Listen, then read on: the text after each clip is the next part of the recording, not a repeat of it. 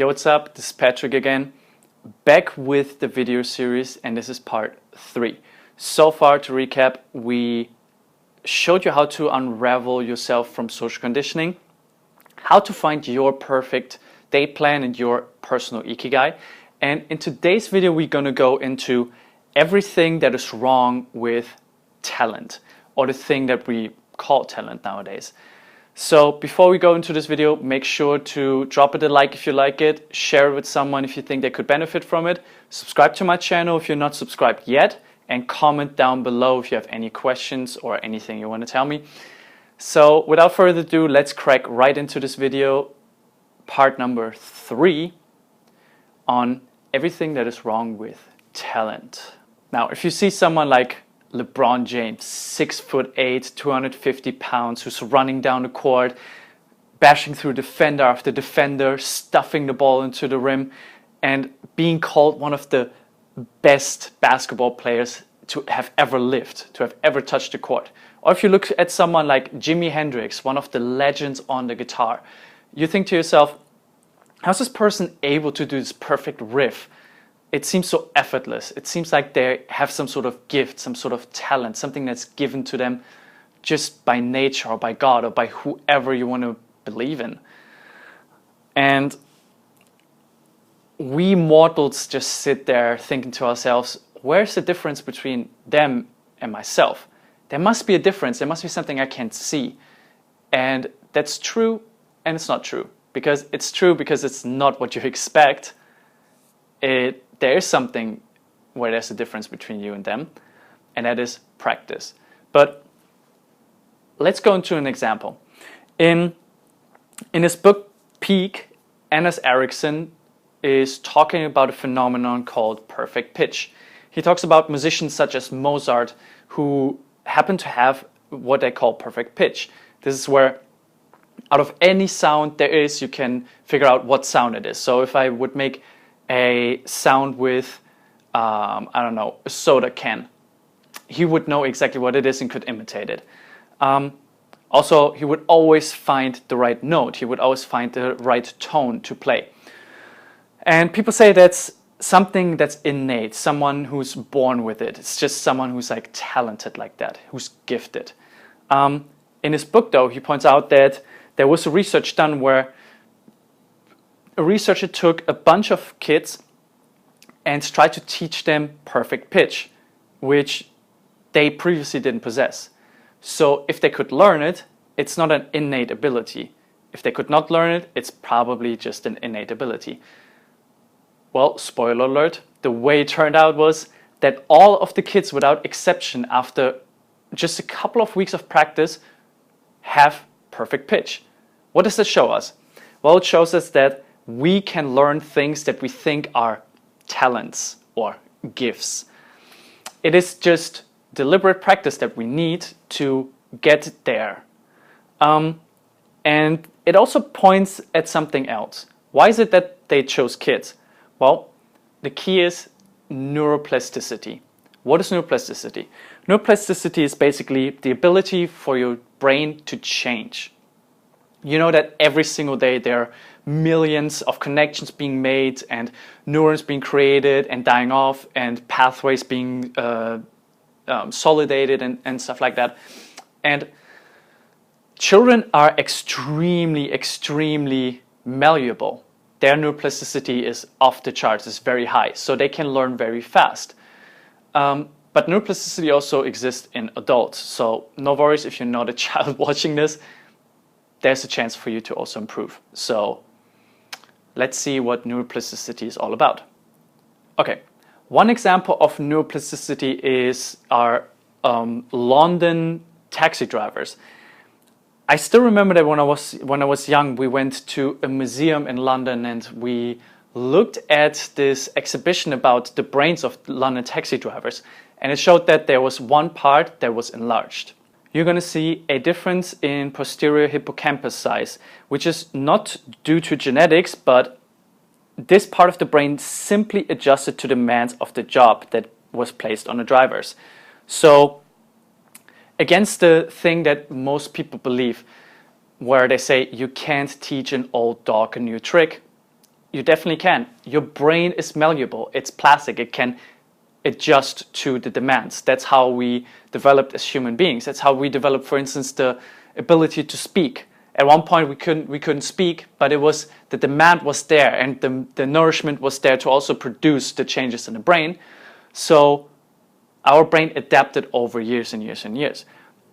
So that's one thing I want you to understand. That's just one example. Let's think about what we can learn from the London taxi drivers. So the visual pathways have improved. Also, the mapping in the brain has changed. Can we use this for ourselves? Well, you guessed it. If you can teach someone how to have a perfect pitch, something we thought recently of being a innate ability, you can teach people about anything. There was also this incredible experiment or study that Anders Ericsson used in his book. He worked together with a young man and tried to teach him how to memorize more than 7 or 9 numbers. You know that there's this theory that we can store about 7 plus minus 2 numbers in our working memory. Working memory is the memory that keeps things, so to say, in storage for the moment. It's not something that's being put in your long-term memory, but that's what we're working with in the moment. So it is said that you can only memorize 7 plus minus 2 numbers, units, whatever the case may be. But he taught that person how to store hundreds and hundreds of numbers. So the limitation is not really there. You just have to find strategies to get over the natural limitations we have, because there are some. But the brain is incredibly good at adjusting, so take advantage of that. Now, a lot of you will say, it's all good and dandy that I can improve my brain and my brain can change and I can get better by practicing, but I will never become a LeBron James, a Mozart, a Jimi Hendrix, whatever.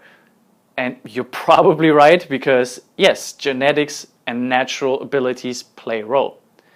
But mastery, and that's what we would try to achieve here, doesn't mean to be the best. It doesn't mean to be James, Hendrix, or Mozart. It simply means becoming the best you can be. That's why we want to work on your potential. There's some potential you have, but we want to exploit all of that potential. It doesn't mean you're going to be the best. It means you're the best that you can be. So let's for a second talk about the outliers, okay? So I said that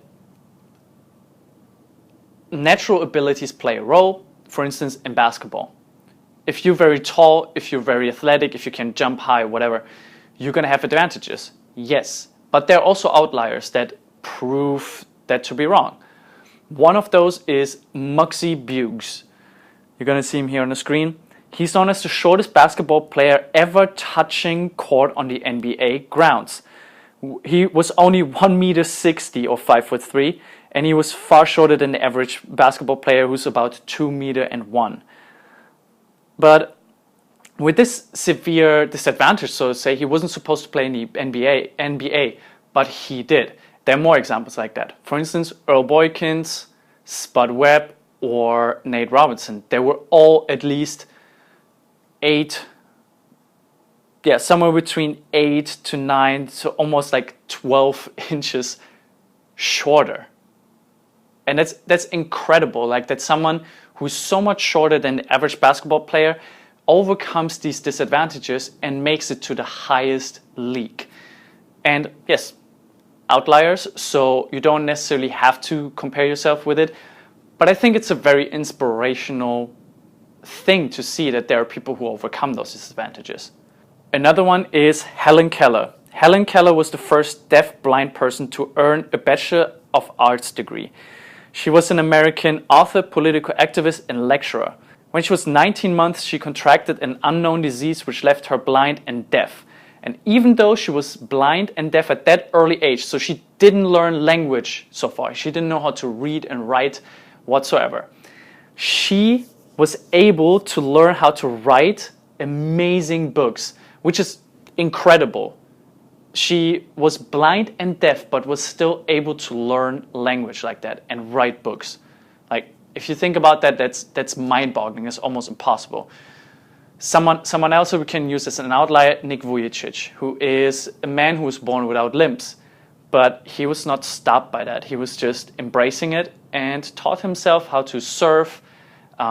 He is now a public speaker. He can swim without limbs. Go figure. And he lives an amazing life.